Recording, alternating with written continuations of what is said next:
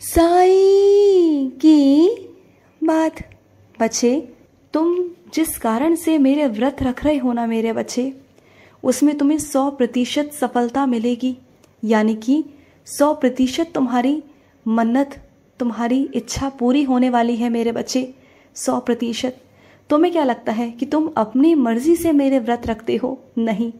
जब मैं चाहता हूँ ना कि तुम व्रत रखो, जब मैं चाहता हूँ कि तुम्हारे मन की इच्छा मैं पूरी करूँ, तब मैं तुमसे व्रत रखवाता हूँ। और उसी कारण तुम व्रत रखते हो मेरे बच्चे। मेरे बिना तो एक पत्ता भी नहीं हिलता। अगर तुम्हारे मन में आता है ना कि तुम्हें इन कारणों से व्रत रखना है, अपनी इच्छा पूर्ण करवानी है ना, तो मैं तुमसे कहता हूँ, तुम्हारे दिमाग में डालता हूँ, तुम्हारे मन में डालता हूँ, और तभी तुम्हारे मन में ये बातें आती हैं कि तुम मेरा व्रत रखो। वरना हर किसी के मन में ये बातें नहीं पहुँचती मेरे बच्चे। अब देखो ना, मेरे ऐसे बहुत सारे बच्चे हैं जो मेरे व्रत नहीं रखते, तो उनके मन तक वो बातें नहीं पहुँच पाती, तुम तक पहुँची हैं, यानी कि मैं तुम्हें देना चाहता हूँ। बस तुमसे इतना कहूँगा कि अगर तुमसे व्रत रखवा रहा हूँ ना, तुम्हारे मन में अगर ये चीज़ें उत्पन्न हो रही हैं ना कि तुम्हें व्रत रखना है, तो थोड़ा सा सबूरी भी रखा करो। कई मेरे बच्चे ऐसे होते हैं कि व्रत चलते चलते ही ना उनके बीच में ही उनकी इच्छा पूर्ण हो जाती है।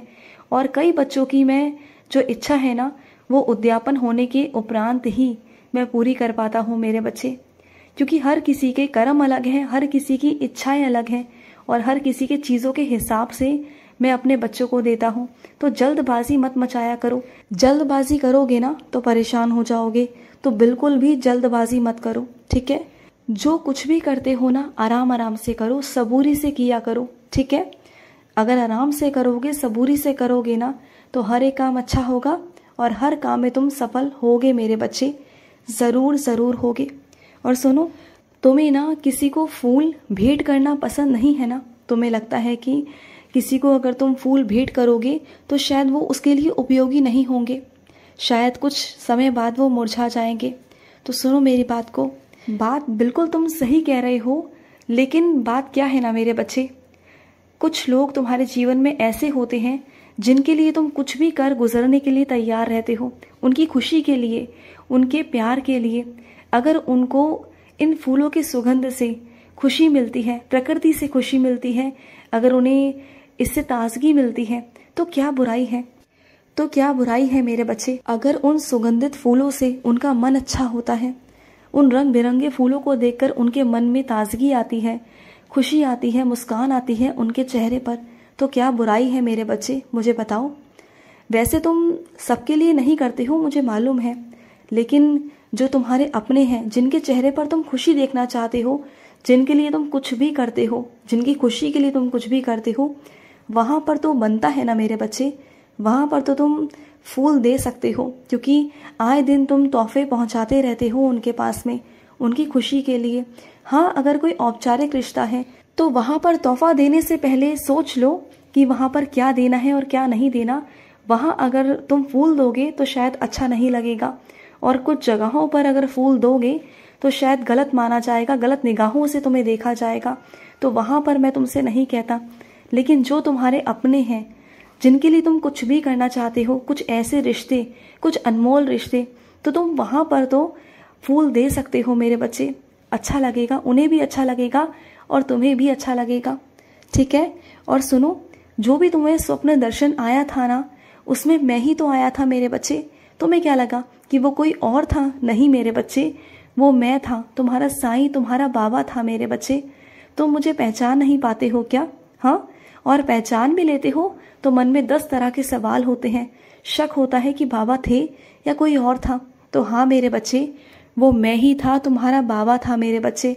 मैं ही तुम्हारे पास आया था, क्योंकि बहुत दिन हो गए थे तुमसे मिले हुए, तुम्हें दर्शन देने आया था। तुम मुझे याद कर कर सोए थे ना कि बाबा मुझे स्वप्न दर्शन देना, तो लो मैं आ गया।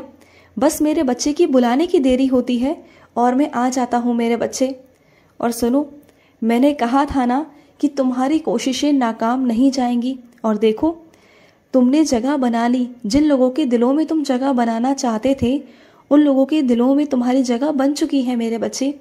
और जो कुछ रह गए हैं ना, आने वाले कुछ दिनों के अंदर तुम देख लेना कि तुम सबके दिलों में जगह बना लोगे, सबके दिलों में तुम राज करोगे मेरे बच्चे, तुम देख लेना। क्योंकि तुम हो ही इतने प्यारे, हो ही इतने अच्छे ना कि कोई तुमसे रूठा हुआ नाराज़ नहीं रह सकता।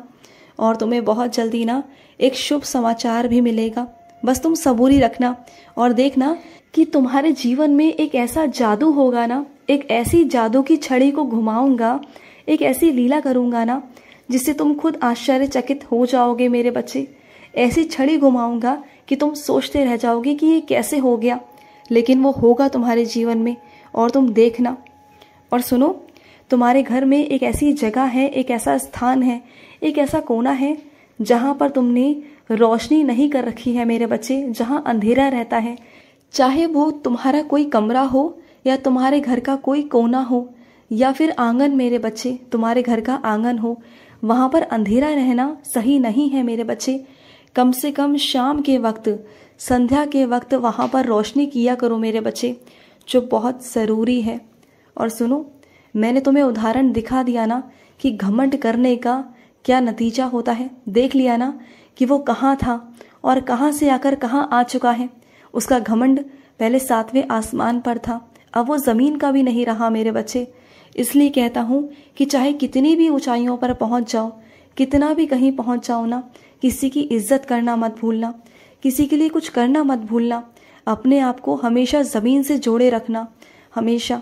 कभी किसी को नीचा दिखाने की कोशिश मत करना। अगर कोई घमंड दिखाने की कोशिश करता है ना, तो वो ऊंचाई से नीचे आने में वक्त नहीं लगाता मेरे बच्चे। और अगर कोई बिना घमंड के अच्छे से रहता है ना, ईश्वर की बंदगी करता है और ये सोचता है कि जो उसके पास है वो सब ईश्वर का है और मदद करता है मेरे बच्चों की, तो उसके पास कभी किसी चीज़ की कोई कमी नहीं आती मेरे बच्चे। और सुनो, तुम जैसा जीवन चाहते थे ना, जैसा चाहते थे वैसा ही होगा। अब सब कुछ वैसा होगा, उसी तरीके से होगा जैसा तुम चाह रहे थे, वही तरीका होगा, वही सब कुछ होगा मेरे बच्चे। तुम बिल्कुल चिंता मत करो। तुमने जैसे जैसे मुझसे कहा है ना, अब सब कुछ वैसा होगा, उसी हिसाब से होगा, सब कुछ वैसा होगा। तुम घबराओ मत। और सुनो, जहाँ पर तुम सामान लेने जाते हो ना, एक बार हिसाब देख लेना मेरे बच्चे, और सामान को भी देख लेना एक बारी से, क्योंकि हिसाब में भी गड़बड़ी है और सामान में भी मिलावट है मेरे बच्चे। क्योंकि तुम जहाँ से अपने घर का राशन लेते हो, जहाँ पर कुछ चीज़ें लेते हो ना, वहाँ पर चीज़ें अब मिलावटी आ रही हैं और तुम्हें धोखे में रखा जा रहा है, तुम्हें बताया नहीं जा रहा। तो सबसे पहले अपने हिसाब को मिलाओ, सामान को भी देख लो कि कहाँ पर तुम्हारा सामान कैसा है। जहाँ से भी तुम अपना कच्चा सामान लेते हो ना, वहाँ से चीज़ों को देखो कि वहाँ पर दाल में तो कुछ नहीं, या किसी सामान में तो कुछ नहीं है, क्या मिलावट वहाँ पर हो रही है। और अगर ऐसा लग रहा है तो तुम एक बार दुकान बदल कर देखो, क्या पता तुम्हें थोड़ा मूल्यों में फ़र्क नज़र आए। क्योंकि तुम एक ही दुकान पे जाते हो हमेशा, क्योंकि तुम कभी मोल भाव नहीं करते, कभी किसी और दुकान पे नहीं जाते हो, और इसी का फ़ायदा वो उठाता है मेरे बच्चे। तो तुम थोड़ा सा अपने आप को थोड़ा सा आगे निकालो, इस दुनिया के साथ साथ चलने की कोशिश करो, अपने आप को जागृत करो मेरे बच्चे। तुम्हें इस वक्त ना समझदारी की बहुत ज़रूरत है, और जहाँ से 2 पैसे बच रहे हो वहाँ से 2 पैसे बचाया करो मेरे बच्चे। और अगर थोड़ा थोड़ा पैसा भी बचाओगे ना, तो देखना एक वक्त में आकर वही पैसा इकट्ठा इतना हो जाएगा कि तुम्हारे किसी ना किसी काम में ज़रूर आएगा। क्योंकि पैसों की ज़रूरत तो आए दिन घर में पड़ती रहती है, आए दिन कुछ ना कुछ काम होते हैं। अगर थोड़े थोड़े पैसे भी बचाओगे, अगर सिक्के भी बचाओगे ना, तो ये भी तुम्हारे काम ही आएंगे आगे चलकर। तो थोड़ा थोड़ा बचाया करो, जहाँ से कुछ भी बच रहा हो उसे बचाओ मेरे बच्चे। और सुनो, ध्यान में बैठा करो, अगर ध्यान नहीं लगता है तो अभ्यास करो, रोज़ प्रयास करो, देखना तुम्हारा ध्यान एक दिन ज़रूर लगेगा और तुम्हारा एक मन एक चित्त होगा, और तुम्हें भी अच्छा लगेगा और मुझे भी अच्छा लगेगा। तुम देखना तुम्हारा मन शांत होगा।